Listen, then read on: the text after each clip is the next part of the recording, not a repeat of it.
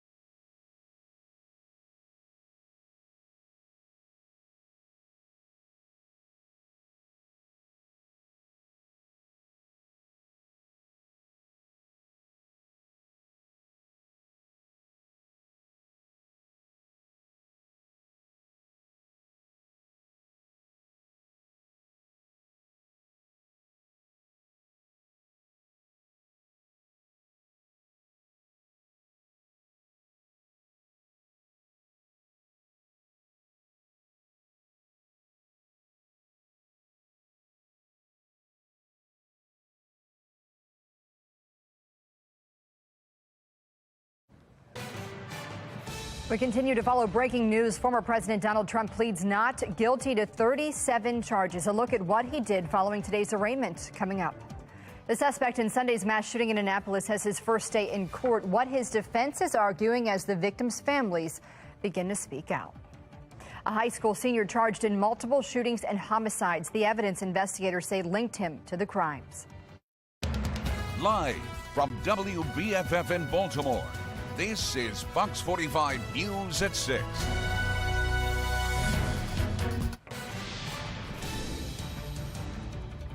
Good evening, I'm Maxine Stryker in for Mary Bubala tonight. We start with breaking news now. Former President Donald Trump has pled not guilty to charges related to mishandling classified intelligence documents. Trump surrendered at the courthouse around 2 o'clock this afternoon, was arrested and arraigned. He was not handcuffed and did not have a mugshot taken. The former president continuing tonight to deny any wrongdoing, pleading not guilty to all 37 charges. Those charges include obstruction of justice, allegedly refusing to return the documents despite requests from federal officials, and destroying records related to the investigation. Right now, Trump is headed back to New Jersey, where he's set to hold a fundraiser for his campaign tonight.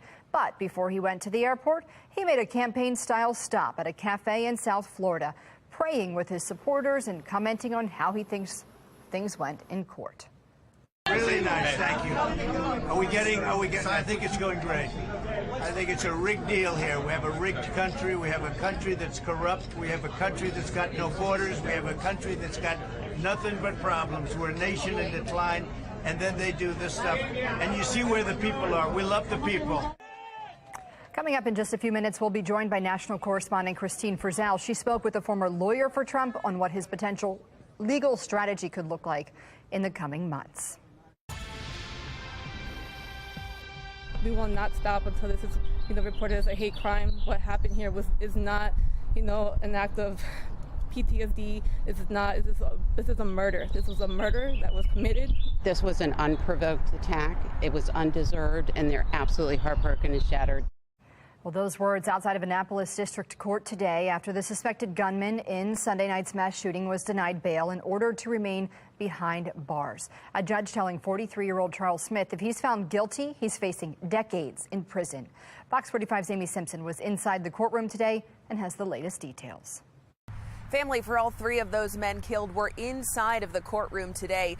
We also got a glimpse at a possible mental health defense for this suspect who's accused of firing 2 guns, all allegedly over a parking dispute. Outside of court today, This was an unprovoked attack.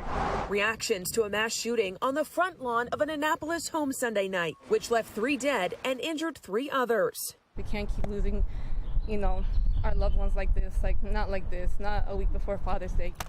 Online fundraising pages sharing a glimpse at those victims and the families they leave behind.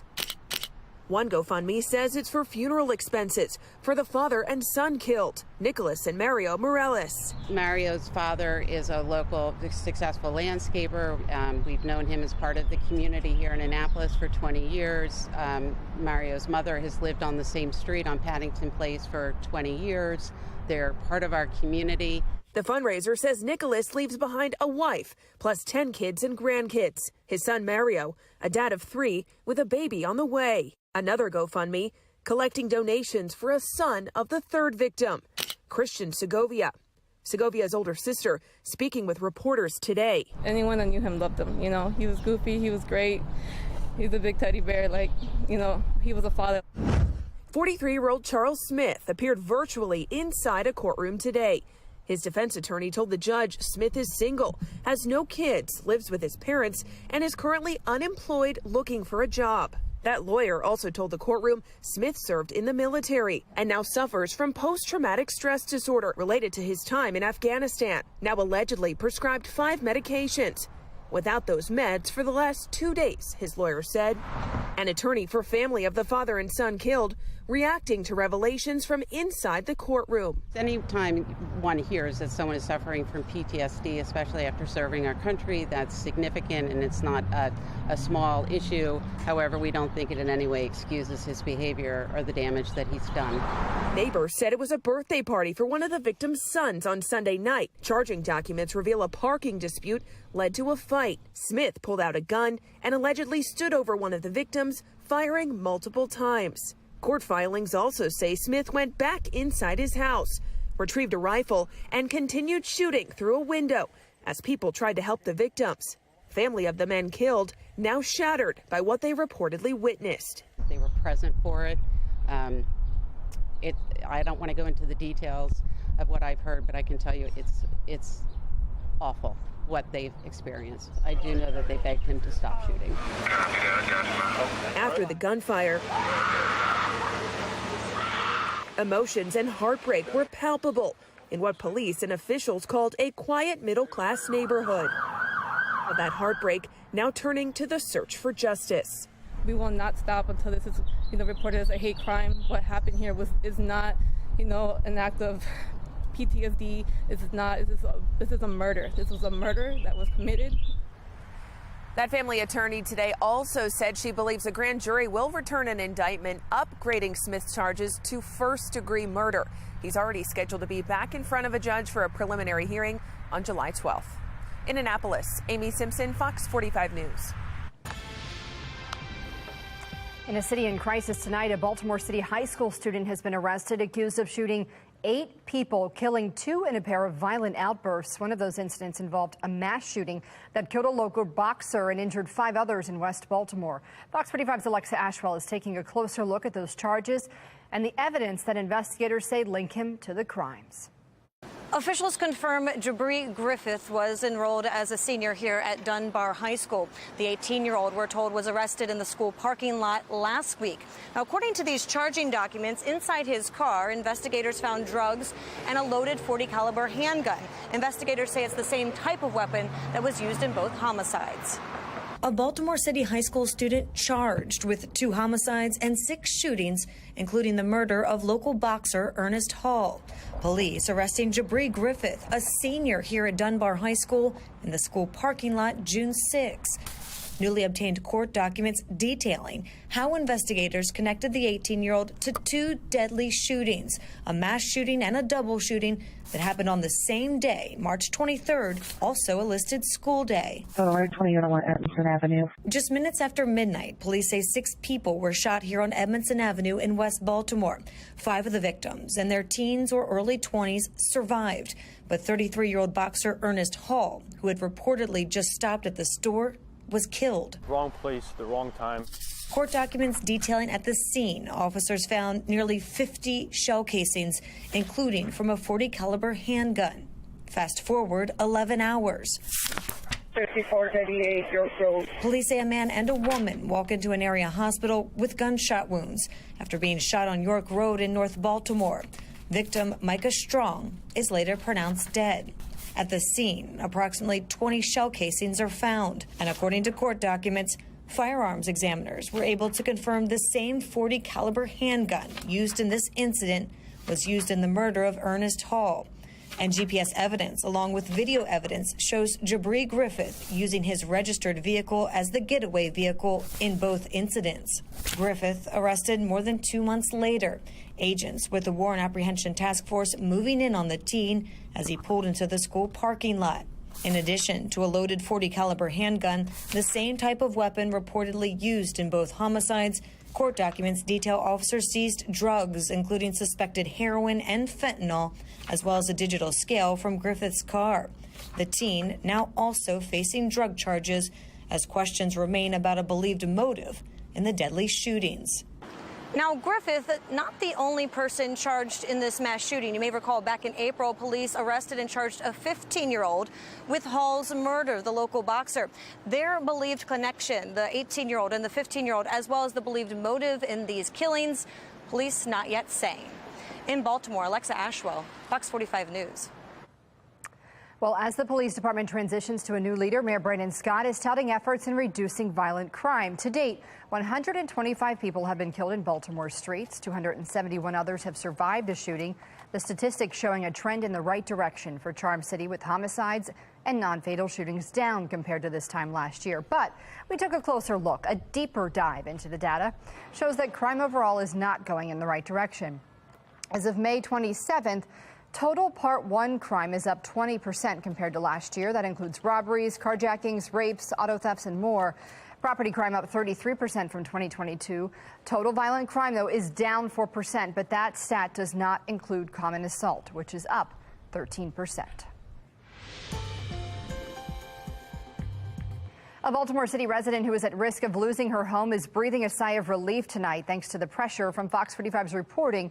The city admitted that Ancilla Crawford's home was wrongfully sold in a tax sale and agreed to grant her request for reimbursement. But she's making a call for change. In her case, the city had confused her home for the vacant house across the street. So now both Ancilla and her lawyer are urging the city to conduct visual inspections before auctioning off another home. If you're going to have this draconian program in place, at least implement it in a humane and common sense way. Never expected it to happen to me, so if it was so easy to happen to me, I'm sure it's probably happening in other places. Fox 45 reached out to the mayor's office today asking if visual inspections could be added to the city's tax sale protocol. As of now, we have not heard back. Governor Wes Moore declaring June as Adaptive Boating Month in Maryland. The governor says it's all part of an effort to bring awareness to more accessible boating practices and shine a light on the challenges faced by people with disabilities. In his announcement, Moore thanked Chesapeake Region Accessible Boating, or CRAB, and the Annapolis Adaptive Boating Center for their work in helping to improve the lives of those with disabilities and for making outdoor activities more accessible. How should former President Trump fight back? I'm Christine Frizzell in Washington with the legal arguments his former lawyer tells us should be his first line of defense. And lots of sunshine with comfortable temperatures this afternoon. I'm going to let you know when some clouds and rain could mar our skies once again. It could be sooner rather than later. It's coming up in my Weather Authority forecast.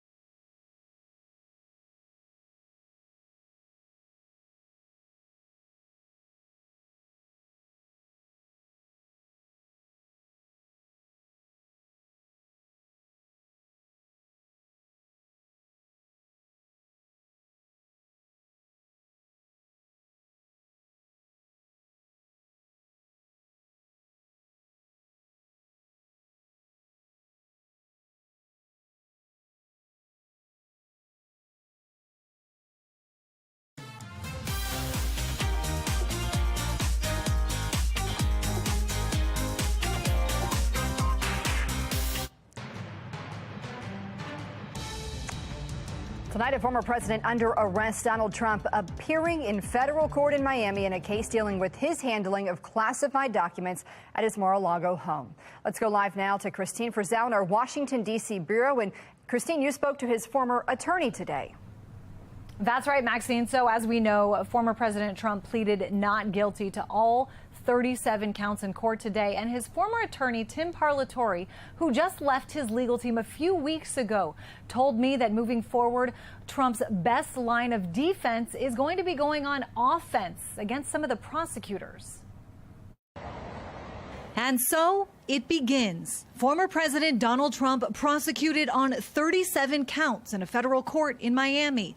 And while we now know what those counts are, deep questions remain about how he'll fight back. His former attorney arguing some of the prosecutors in this case are tainted. What I have personally seen is that this prosecution team has repeatedly disregarded their ethical obligations and the rules. Tim Parlatore says the case against Trump could be subject to dismissal, or at least those he says engaged in wrongdoing could be disqualified if his team can show prosecutorial misconduct, as he alleges occurred with a witness. They said, look, we know that you applied to become a judge. If you want that application to be looked upon favorably, you're going to need to tell your client to do what we want. And while it's impossible to know how any defense will be interpreted by a judge, the court of public opinion already weighing in. A new ABC News Ipsos poll finds more Americans say former President Trump should be charged in this case, but more also believe the latest charges are politically motivated. Some legal experts say while the current case against the former president may be the strongest, it's also part of a long line of legal trouble, from the investigation into ties between the Trump campaign and Russia to impeachments and the recent New York hush money case. Bragg came up with the worst, weakest indictment that I've seen in 60 years of practicing criminal law against the man running for president, against his leader. Still, others abandoning their loyalty for this legal matter. He was totally wrong that he had the right to have those documents. Those documents are among the most sensitive secrets, and he kept them in a way at Mar-a-Lago that anyone who really cares about national security, their stomach would churn. Now, Special Counsel Jack Smith has called for this to be a speedy trial. Whether or not that happens will depend largely on Donald Trump as well as his legal team moving ahead. Maxine? Well, as much as this is unprecedented, Christine, it seemed today that Donald Trump is treating it really like any other day. Yeah, that's right. After his court appearance, the former president stopped at a cafe in Miami where he was greeted by supporters who even sang him happy birthday since he turns 77 tomorrow. And then he got on a plane to head to his club in Bedminster, New Jersey, where he'll be having an event and a fundraiser this evening. All right. Thanks for joining us, Christine. Fox 45 Triple Cast this evening, showing you the Mile 1 Towson Cam and the Toyota East Harbor Sky Cam. Some patchy clouds, a much better looking day than what we had yesterday, although we do need rain. And take a look on the HD radar, the next weather maker moving toward Pittsburgh with some of that rain that will eventually get here for tomorrow. So that's something to smile about. Right now on the Toyota East Harbor Sky Cam, beautiful skies with a few patchy clouds, 80 degrees. Currently winds out of the south-southwest at 8. But look at that humidity, bone dry, 33%, and the dew point now 48 degrees. So that is a very comfortable level of moisture that's in the air. 80 degrees Baltimore right now, up 95 to Bel Air, as well as Elkton. We're in the mid to upper 70s. It's 81 at Laurel and about 78 down to Stevensville. All across the board, hitting the high temperatures, really a lot like what we saw for Monday, but minus the clouds and the rain and the humidity. Made it to 81 here in Baltimore thus far on the day, 81 at Westminster and at Frederick. A little bit cooler up in the mountains where we had some clouds, and then you head down the Ocean Way. And Ocean City, although you're in the 60s right now with an ocean breeze, made it to 79 earlier today. HT radar showing us as we go on a trip to the north and west, that next weather maker is actually part and parcel of the last weather maker that came through here yesterday. You can see it spiraling around over portions of Michigan as well as southern Canada. Nice weather for us currently in the wake of what was part one of that system. It was a cold front that's diminishing now, moving to the east, brought in that nice dry weather today.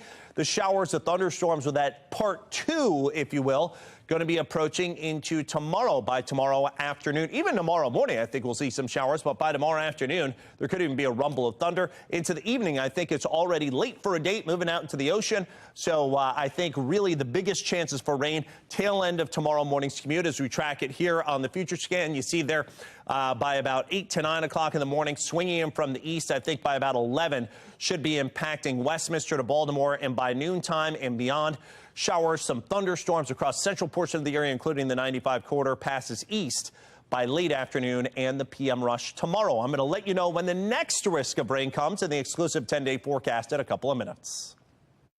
Weather Window, presented by the National Weather Desk. Viewers shared great images of the sky today, from this altocumulus undulatus, sometimes called cloud fingers, over Birmingham, Alabama, to a pileus cloud atop a growing cumulus near Charleston, South Carolina. It's hard to believe, but this lightning seen near Myrtle Beach was almost 100 miles offshore. And sunrise over Florida's Escambia Bay included fantastic crepuscular rays. Listen to Off the Radar, new episodes every Tuesday. Find it wherever you get your podcasts.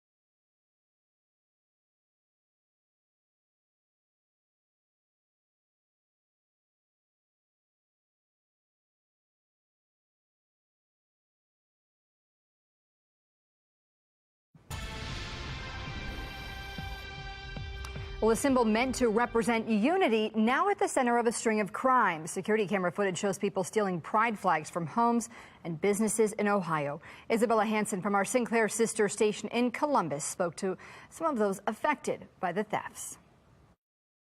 It shows that I'm not alone. When Brandon Krabs looks down his street in Marion Village, he sees pride.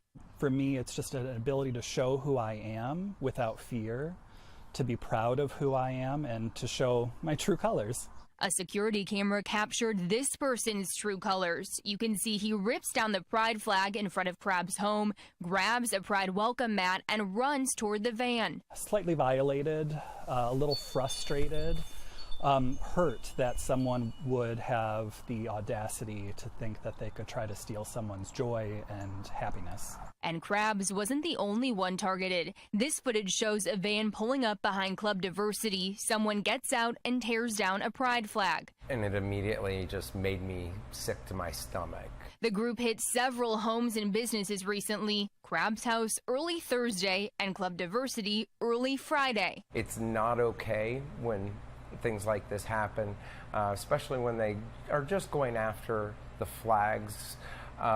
It's really a hurtful gesture. This comes as the bar is gearing up for its busiest weekend with Saturday's Pride Parade in Columbus. We're just a proud, strong group. We love everybody. They'll continue to spread that love even after this string of similar thefts. You can't fight hate with hate. Nothing good will come. And Krabs has this message for those involved. I hope that people will see the hurt that it causes when they tear down someone's being or identity, and reflect inwardly to see how they might relate that to something that they feel within inside themselves, and hopefully change some mindsets. They can tear down a flag, but they can't not tear us down. Exclusive 10-day forecast, 81 degrees, showers, maybe an afternoon thunderstorm tomorrow. I think it's mainly shortly after the morning commute and then on into the early portion of the PM commute. By about 4 or 5 o'clock, maybe some sunshine tries to return, and that stays for Thursday with a high 85. Nice day. Showers and some thunderstorms back for Friday.